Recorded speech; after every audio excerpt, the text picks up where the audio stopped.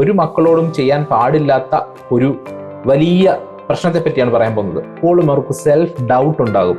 അങ്ങനത്തെ ഒരു പ്രാക്ടീസ് ആണ് നമ്മളോട് സ്റ്റാർട്ട് ചെയ്യുന്നത്. നിങ്ങളുടെ കുട്ടിയുടെ കോൺഫിഡൻസിനെ വളരെയധികം തകർക്കുന്ന ഒരു സ്റ്റേറ്റ്മെന്റ് ആയിരിക്കും. കൂടിയിട്ടുണ്ടെന്നുണ്ടെങ്കിൽ അപ്രിഷിയേറ്റ് ചെയ്യുക, അവരുടെ എഫേർട്ടിനെ അപ്രിഷിയേറ്റ് ചെയ്യുക.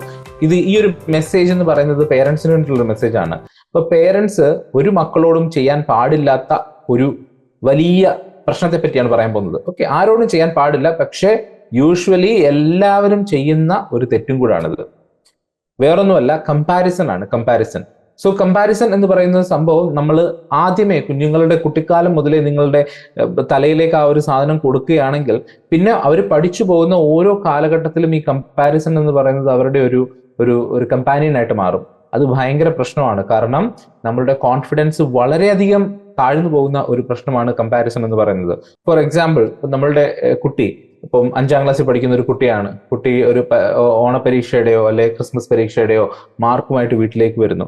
ആ വരുന്ന സമയത്ത് the moment after seeing this mark, ആദ്യമേ കുട്ടിയുടെ മാർക്ക് കണ്ടതിന് ശേഷം അച്ഛനോ അമ്മയോ ചിലപ്പോൾ ചോദിക്കുകയാണ്, ആ കുട്ടിക്ക് എത്ര മാർക്കുണ്ട്. അപ്പൊ ആ കുട്ടിക്ക് ഈ മാർക്ക് ഈ ഒരു കുട്ടിയെക്കാളും കൂടുതലാണ് എന്ന് വിചാരിക്കുക. കൂട്ടുകാരിക്കോ അല്ലെ കൂട്ടുകാരനോ കൂടുതൽ മാർക്കുണ്ടെന്ന് വിചാരിക്കുക. അപ്പൊ നാച്ചുറലി ചോദിക്കുന്ന പല ക്വസ്റ്റ്യൻസ് ഉണ്ട് അവിടെ. അത് നിങ്ങളുടെ കുട്ടിയുടെ കോൺഫിഡൻസിനെ വളരെയധികം തകർക്കുന്ന ഒരു സ്റ്റേറ്റ്മെന്റ് ആയിരിക്കും.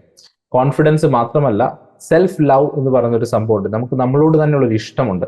ആ ഇഷ്ടം വളരെയധികം കുറയും.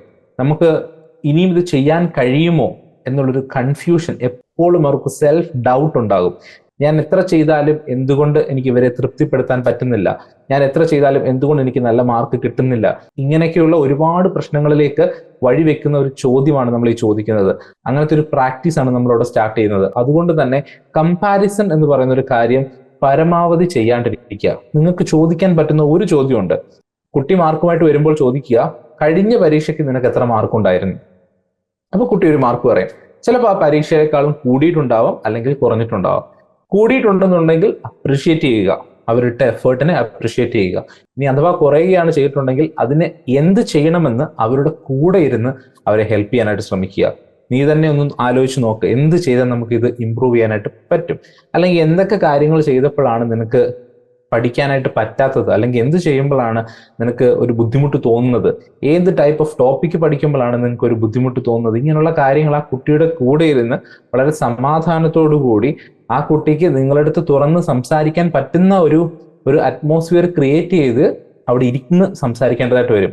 അങ്ങനെ ചെയ്യുമ്പോൾ കുട്ടിയുടെ കോൺഫിഡൻസ് കൂടും. കാരണം എൻ്റെ കൂടെ ആളുകളുണ്ട്, എന്നെ ട്രസ്റ്റ് ചെയ്യുന്ന കുറച്ച് ആളുകൾ എൻ്റെ കൂടെ ഉണ്ട് എന്നുള്ളൊരു തോട്ട് എന്ന് പറയുന്നത് അവരുടെ ട്രസ്റ്റ് കൂടാനും അവരുടെ കോൺഫിഡൻസ് കൂടാനും അവരുടെ സെൽഫ് ലവ് കൂടാനും ഇനി അങ്ങോട്ടുള്ള ജേർണിയിൽ ഒരുപാട് ഒബ്സ്റ്റക്കിൾസ് വരുമ്പോഴും okay, I can correct it എന്നുള്ളൊരു മെന്റാലിറ്റി, എനിക്കിനി ഇത് ശരിയാക്കി മുന്നോട്ട് പോകാൻ പറ്റും എന്നുള്ളൊരു മെന്റാലിറ്റി അവരുടെ മനസ്സിലേക്ക് വരികയും അതിനുള്ള കൂടുതലായിട്ടുള്ള ആത്മവിശ്വാസം അവർക്ക് കിട്ടുകയും ചെയ്യും. അപ്പൊ അതുകൊണ്ട് തന്നെ ഒരു കാരണവശാലും കുട്ടികളോട് ചെയ്യാൻ പാടില്ലാത്ത ഒരു തെറ്റാണ് കമ്പാരിസൺ എന്ന് പറയുന്നത്. അത് മറ്റു കുട്ടികളോടുള്ള കമ്പാരിസൺ.